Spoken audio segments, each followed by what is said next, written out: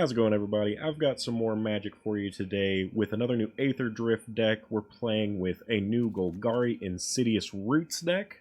There were some new Aetherdrift cards that really synergized very well with this Insidious Roots style deck. I'm calling this one the Golgari Insidious Tinder, because the MVP of this deck, the new Aetherdrift card that is absolutely insane, is the Molt Tinder, a 1-drop 1/1 that you can tap to mill a card, or you can tap to exile a card from your graveyard and add 1 mana of any color.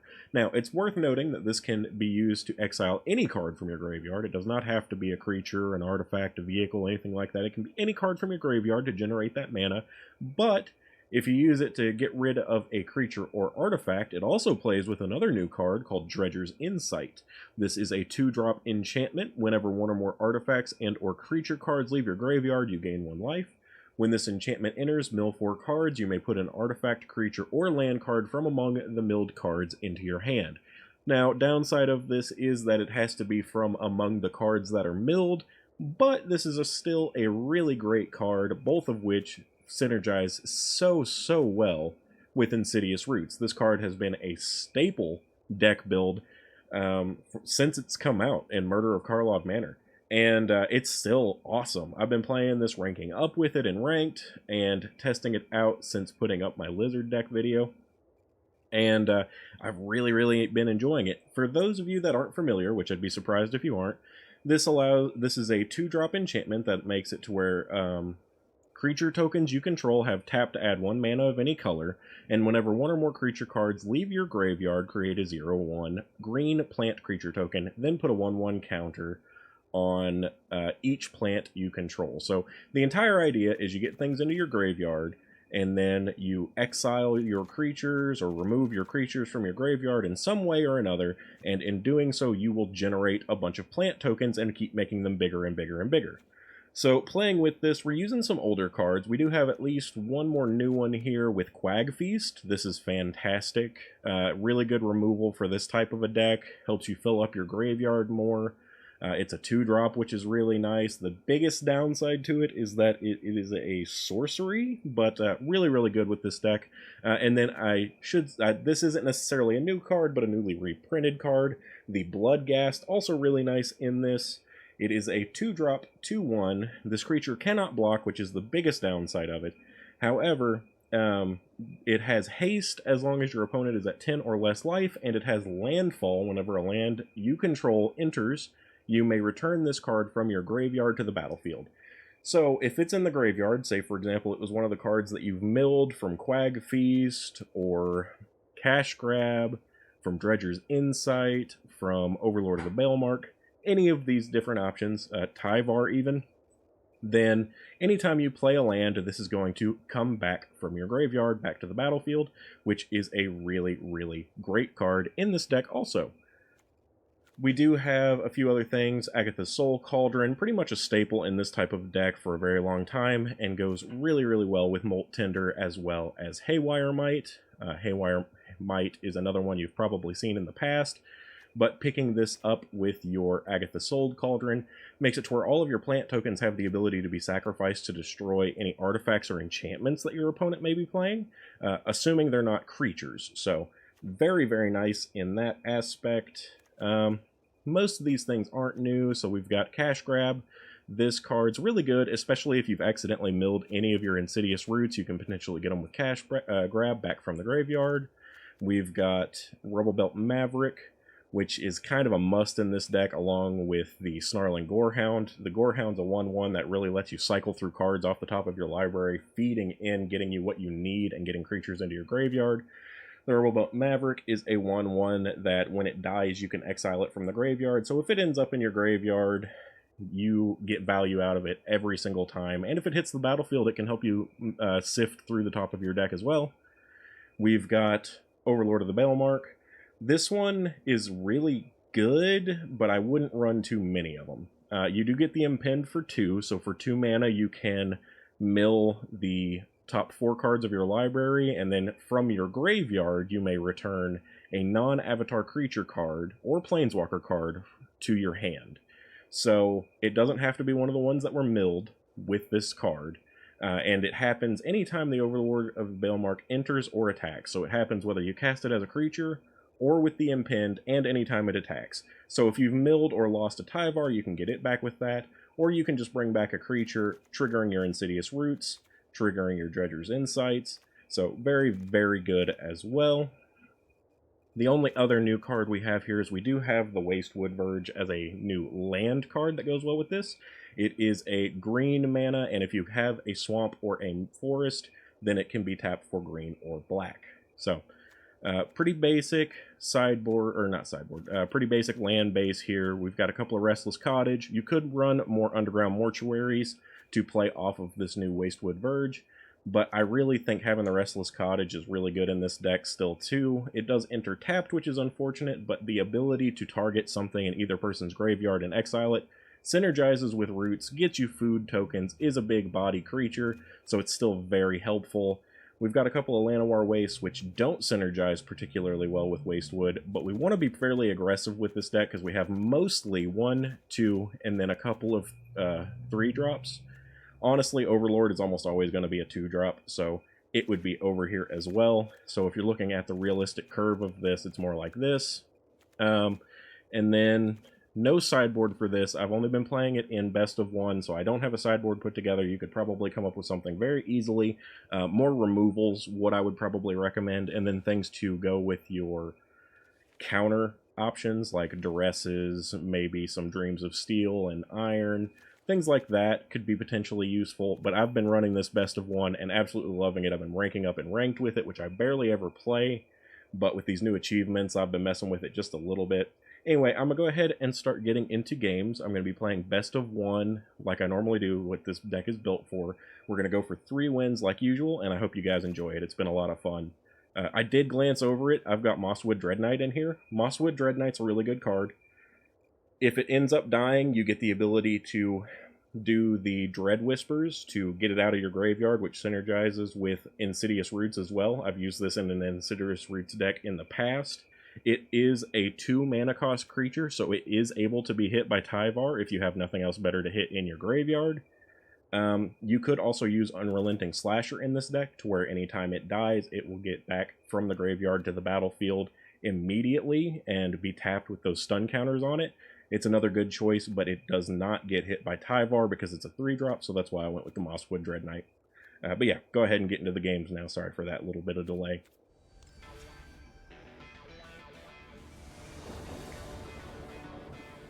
Alright, we do get to go first. No 1-drops, except, well, we do have the Molt Tender, but I think I'm still probably going to go Cottage first. Got actually some really great options here. I may start with Cash Grab, just so that I can try and get a Roots right off. Oh, but there's a Roots. That's even better. So let's just go Roots right away. This is going to be fun, as long as they don't just counter everything that we try to do. And we got a land, so let's go Tyvar.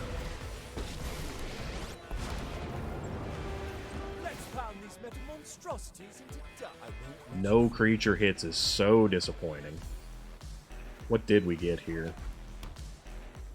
Another Cash Grab, not really usable. Wouldn't mind getting a Haywire Mite now.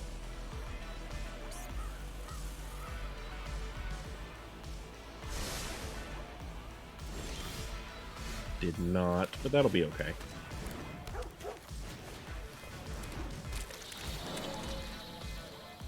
The Maverick in the graveyard. Go with, what do we want to do here? Let's go with Cash Grab. The Maverick's the only thing I have in the graveyard. Let's go ahead and use it, I guess. Not ideal, but it was the only option, really. Get the land out of here. We don't need that. Got a Cash Grab. I definitely think the Overlord's going to be worth using. Tyvar's pretty good. Let's impend our Overlord. I think I'm still going to go for the Mosswood Dreadknight here.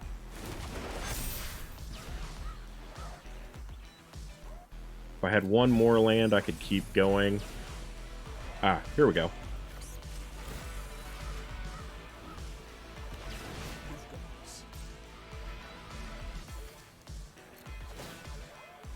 So, certainly outracing his Simulacrum Synthesizer at the moment.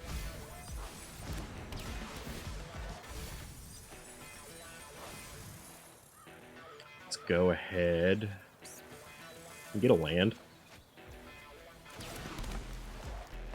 Now we can go Mosswood. He tapped out for turn, but I think that was still pretty good. Really, really solid start, obviously.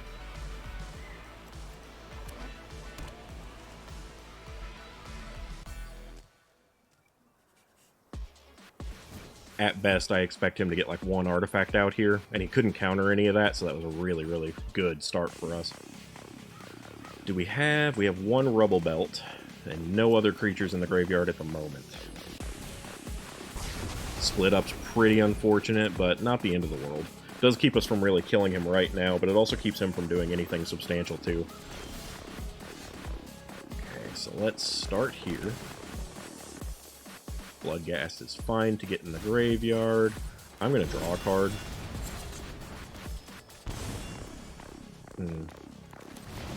Let's go here. I'll go ahead and put the Rubble Belt. Oh, I don't have any mana. Okay.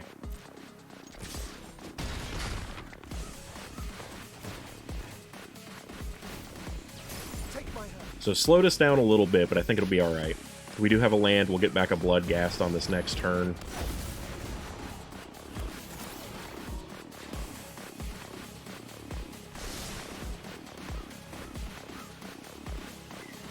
That's it for him. Okay, let's start with the Snarling Gorehound. Don't want the land. Get our Bloodghast out on the battlefield. Don't need land. I don't really want that at the moment because we need creatures in our graveyard. Haywire Might's pretty fantastic. I will take that, actually.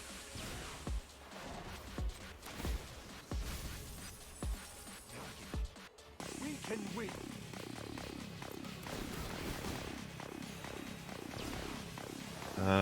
Let's just throw... Okay.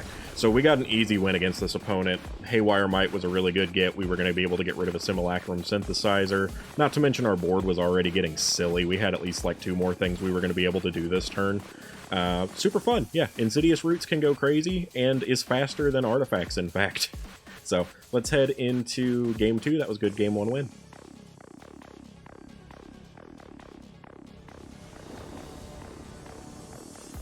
Alright, we've got Roots and Tyvar in our opening hand. No 1-drops anyway, and we go first, so I think this is pretty great. We're going to get Roots out and then just go straight off to the races. The only thing that would be sad here is if he gets rid of the Roots.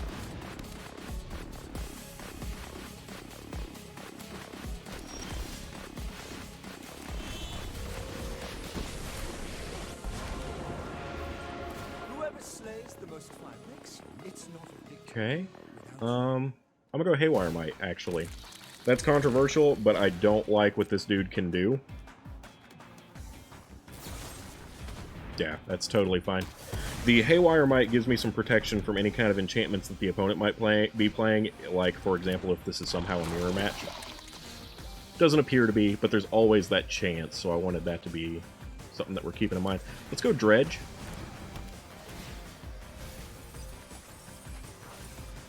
Okay, we've got some options here. Let's get Molt Tender.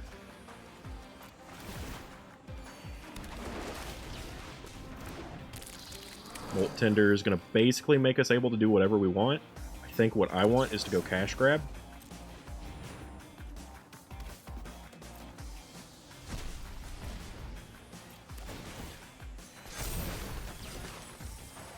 Okay, now we can go Gorehound. And another easy, quick win from our match.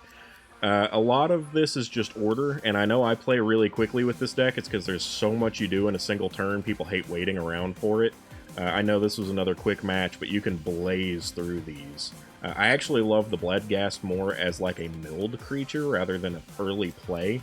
And I know I could have gone Snarling Gorehound earlier, but it seemed like it was going to be much, much more beneficial for me to go ahead and get it later, because I thought this Haywire Might was going to give us the potential to stop any kind of mirror match shenanigans, things like that.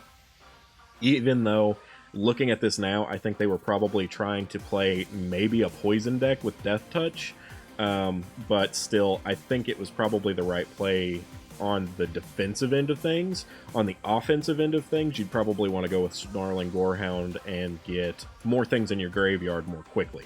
But anyway, that is game 2, another really quick one. Let's see if we can get game 3 done.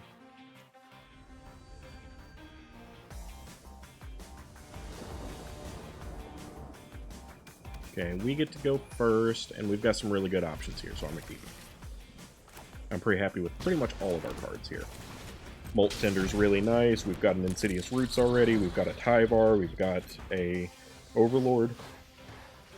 So no matter what direction we go in here, I am pretty happy.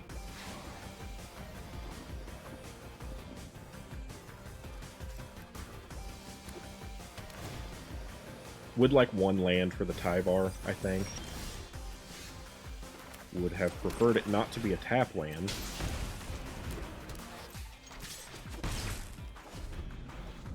So, one non-tap land would be pretty cool here. But even if that isn't what we get, I'll probably go with the Dredger's Insight. I don't know. The Overlord getting out early might be really nice as well, just to get the Impend counter going. They get rid of the Molt Tender, I don't really care. I love having it. It's a fantastic card. But getting rid of it, it's just a 1/1 creature right now. There's nothing in my graveyard I can eat.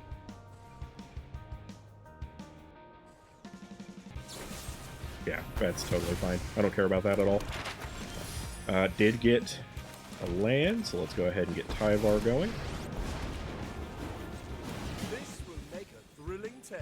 Never give up. We're going to go Molt Tender, and then when we play a land next turn, we'll get Bloodghast, which is really nice. And then I'm gonna... Or actually, we can get rid of... Do we want to get rid of Bloodghast now? I don't know if we do. Let's do this instead. I think I'm gonna leave the Bloodghast, because I can get it next turn. Okay, we've definitely got some better options here now. Let's go ahead and get the Maverick going here.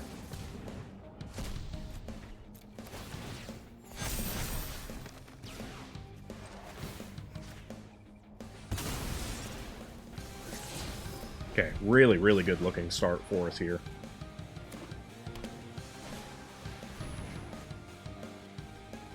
Okay, yeah, our opponent spent their whole turn doing that, so they're totally cooked.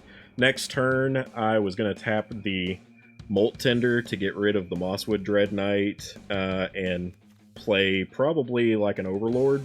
And then I was also still going to be able to put down this Wastewood Verge, have 2 mana left. Maybe I do 2 Overlords, and I could even use Tyvar to untap this again, get another creature from the graveyard, and then swing in for a crap ton. So 3 really, really quick games, but totally devastating. Really good showcases, not only of these new cards and how fun they could be, but how completely overwhelming this deck is against your opponents. I have 3 mana and was absolutely going off, because Tyvar lets you tap all these things for mana with haste. So... and including the Molt Tender. The Molt Tender is a fantastic new addition in this deck.